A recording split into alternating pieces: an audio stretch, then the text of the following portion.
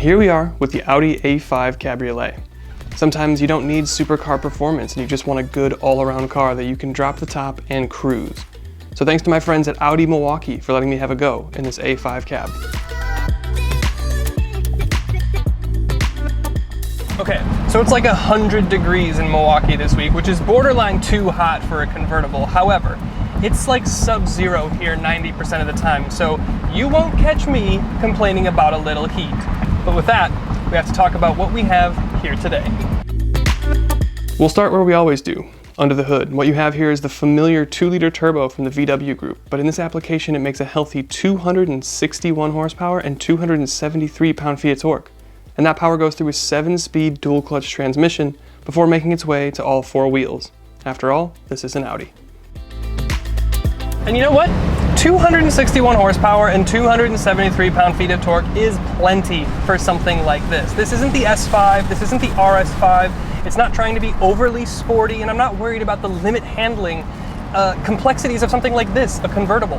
What I am concerned with in something like this is the enjoyability of being able to drop the top and look cool.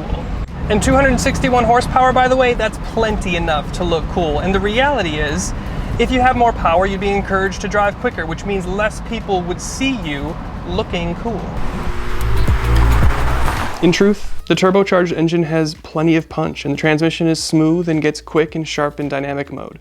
Another thing we haven't talked about is the mild hybrid system that helps smooth out power and get 26 mpg combined.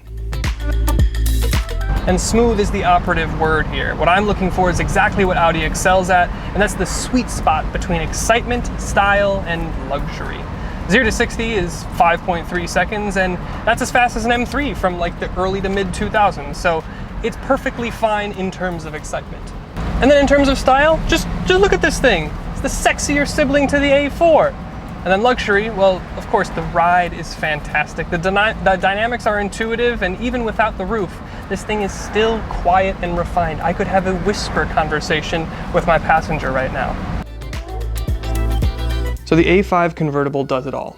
It's got decent steering, a good solid chassis, and well-damped suspension. The brakes are good, the power is perfectly adequate, and whether the top is up or down, you get a nice, composed, and refined ride. Something befitting of the 4 rings. And every once in a while, it's nice to just get into a car that's just simply good. It's not super aggressive shouting at you or beating you up with the ride. It's not $1 million worth of suspension made of gold and baby's tears. And it's just a good car that gets you to be more relaxed than you left A. So with that, it's probably a good time to step outside, talk some details. Okay, so this A5, I mean, it's just a good car. You know, at its core, it is, as a car, very good. It's supremely comfortable. It's a good balance. It's got decent power, and you have the not the practicality, but the fun of having a sunroof. Now, this is one thing that I'll say right from the jump, is that I prefer, generally, convertibles to look kind of like this, not necessarily be the dedicated roadster, because 1, you have actual back seats, and sometimes you can even fit adults back there, and 2, you have a much more usable trunk. And plus, this A5, since it's an Audi, has quattro all-wheel drive. And I guess the point that I'm making here is that you can use this thing day in, day out. The top is acoustically lined, it's quiet, it's refined, it keeps heat in the winter. It's nice to drop it in the summer. It's 100 degrees out here today, and I can have the top down with some AC on, perfectly refreshing. But let's get to how this thing looks. It looks very Audi, it looks smart. It looks very modern, very typical. You've got a lot of kind of hard bodyline creases going down the hood, drawing your attention to the very typical Audi grille. It's kind of that, what would that be, a hexagon shape, but you've got your nice chrome rings, chrome outline.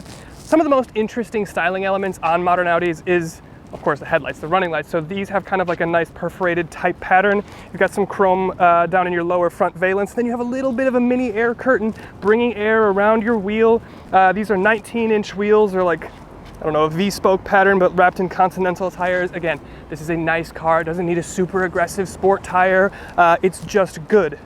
The only weird thing I think is from the side, you have this. And I guess it kind of breaks up the body line because there typically wouldn't be a lot going on if this weren't here, but it's just kind of a nice little styling element. Now, one thing that I'll point out right away is that all Audi convertibles have the A-pillar / windshield surround bit in chrome or satin chrome or silver or whatever you want to call it. But if you ever see an Audi convertible and it's not this color on the A-pillar, it's been changed aftermarket. So just be aware of that. And then it also does, you know, kind of continue all the way down the body and around the back deck. So of course this is the rear compartment where the roof goes. It's real nice, gets up and down and pretty quick. You just have some chrome accenting on your door handle. It kind of pulls out nice and easy, but it's generally a pretty simple design around the side. You have this pretty sharp body line that runs the belt, goes all the way from the headlight all the way into the taillight, but that's really all that's going on. Slightly flared fenders around the rear to give it a little bit marginally sporty stance, and of course around the back we talk about that rear deck.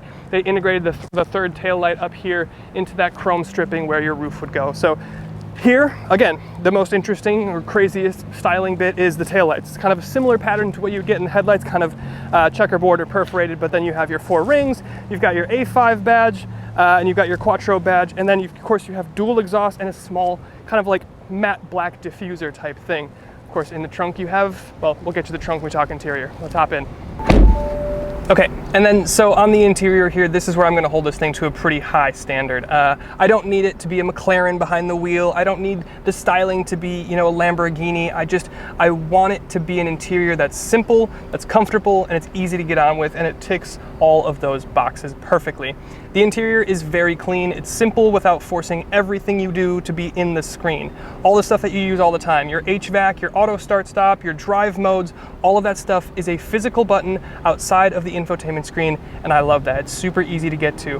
The infotainment screen itself is a decent size, but it is very much a tacked on square bit of screen, and I think that's okay because it matches the rest of the styling here. The design is very modern, it's very minimal, and I think the screen integrates well despite it being, you know, more of a tacked on dedicated, you know, rectangle on your dashboard. It does have some nice features. It's got really good black levels, it's got nice interaction, haptic feedback sort of thing. Some of the best MMIs are just, at least from a graphics and processing standpoint, are Audis. Their Google Earth integration is fantastic, along with the you know, digital cockpit, which is fabulous. We'll talk about that in a minute, but you do have Apple CarPlay, Android Auto, great 360 camera. The reverse camera, interestingly, and I shouldn't say interestingly because we see this a lot actually, the 360 camera is a better resolution than simply the reverse camera. So that's always been interesting to me, but that's, you know, that's where you get it. Your steering wheel, it's a good size. I like it. It's a clean design. It's very simple. The leather feels expensive. The stitching is good. You do have, you know, some of your, you know, media controls over here on the right-hand side, and you've got your menu and info controls to control your digital cluster on the left-hand side. So that is really nice to see. Of course, you do have the virtual cockpit, which is the fully integrated screen. Again, Audi was some of the first people, they were the first people to do the virtual cockpit, and it is, I think still to this day, they have probably the highest standard for digital cockpits.